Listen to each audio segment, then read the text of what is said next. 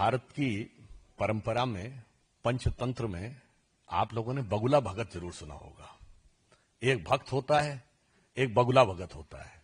बताइए, जिन लोगों ने धार्मिक मामले के ऊपर क्या क्या नहीं बोला है, और वक्त आने के ऊपर मैं बहुत साफ बात कहना चाहता हूं कि धर्म के प्रति आस्था और संस्कृति के प्रति आस्था, जो मंदिरों के खिलाफ रहते थे, जो राम मंदिर के खिलाफ थे, कहते थे कि राम मंदिर तो हमारी अननेसेसरी, इनको परिवार को बीच में नहीं लाना चाहिए। मुझे लगता है वो ये करने का प्रयास, और दूसरी बात, उन्हें करना चाहिए। फॉर्म किस बात का भरवा रहे हो भाई? You are the government, you are not the party who is aspiring for power. आप कांग्रेस पार्टी नहीं है जो फॉर्म भरवा रही थी, आप सत्ता में हैं।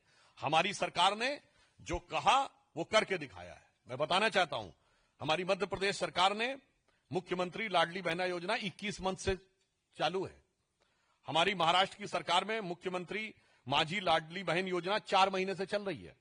हमारी उड़ीसा की सरकार में 3 महीने से, हरियाणा में 4 महीने से, और असम में अरुणोदय स्कीम 50 महीने से चल रही है। करिए ना, हल्ला मत मचाइए। इसीलिए तो मैं कहना चाहता हूं कि वो अंदर से कुछ और बाहर से कुछ और नजर आते हैं। इसीलिए उनकी भक्ति वैसी ही है जैसे कांग्रेस के युवा नेता की भक्ति है। केजरीवाल साहब आप लोगों को ललकार रहे हैं, मैंने तो दिल्ली में ग्रंथी और पुजारी के लिए घोषणा कर दी और करूंगा। इतने सारे राज्यों में बीजेपी की सरकार है, वो पुजारियों को देकर दिखाए। देखिए, एक बात मैं कहना चाहूंगा।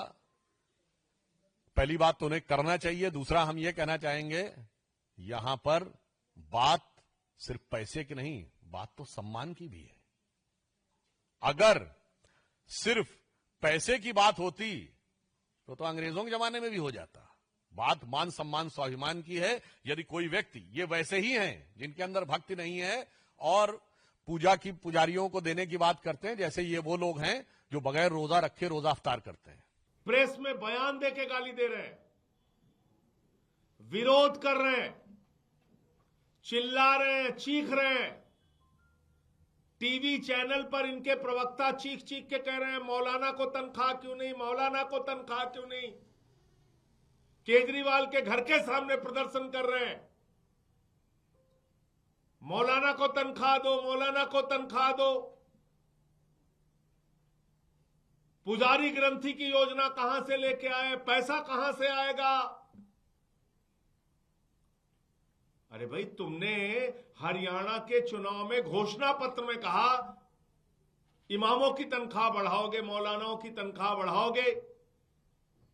50% हरियाणा के अंदर इमाम और मौलाना की सैलरी बढ़ाई गई।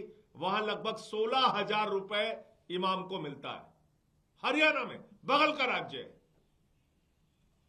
दिल्ली में अरविंद केजरीवाल पुजारियों को 18,000 रुपए देना चाहते हैं, उसके खिलाफ खड़ी हो गई है भारतीय जनता पार्टी। ग्रंथियों को 18,000 रुपए प्रतिमाह देना चाहते हैं, उसके खिलाफ खड़ी हो गई है। चीख रहे हैं, चिल्ला रहे हैं।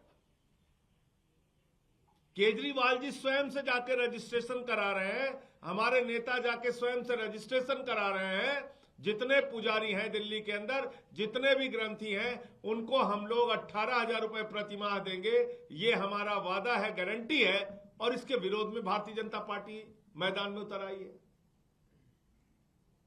मैं पूछना चाहता हूं, इतनी नफरत से क्यों भरी हुई है बीजेपी? पुजारियों से इतनी नफरत क्यों है? ग्रंथियों से इतनी नफरत क्यों है? तुमने हरियाणा में 16,000 रुपए दिए इमाम को, दिल्ली में अगर 18,000 रुपए अरविंद केजरीवाल जी पुजारियों को दे रहे हैं, ग्रंथियों को दे रहे हैं, आपको तकलीफ क्या है? प्रदर्शन कर रहे हो केजरीवाल जी के घर के सामने कि इमामों को तनख्वाह दो, इमामों को तनख्वाह दो। सारे बीजेपी वाले, इनके प्रवक्ता टीवी चैनल पे चीख चीख के, चिल्ला चिल्ला के कह रहे हैं, इमामों को तनख्वाह दो, इमामों को तनख्वाह दो। और खुलेआम, जिसको कहते हैं बुरे से बुरे स्तर पे जाके पुजारियों और ग्रंथियों को प्रतिमाह 18,000 रुपए की सम्मान राशि देने का विरोध कर रहे हैं। मैं समझता हूं ये बहुत ही शर्मनाक है। पूरा देश भारतीय जनता पार्टी के चरित्र को देख रहा है।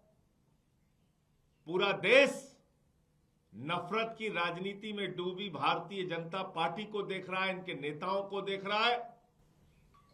लेकिन मैं बहुत साफ तौर पे कहना चाहता हूं बीजेपी के लोगों, चाहे जितना विरोध कर लो, दिल्ली में मंदिरों के पुजारियों को और गुरुद्वारे के ग्रंथियों को 18,000 रुपए प्रतिमाह देने की गारंटी को केजरीवाल जी 100% लागू करेंगे। तुमको जितनी मर्जी आए विरोध करके देख लो।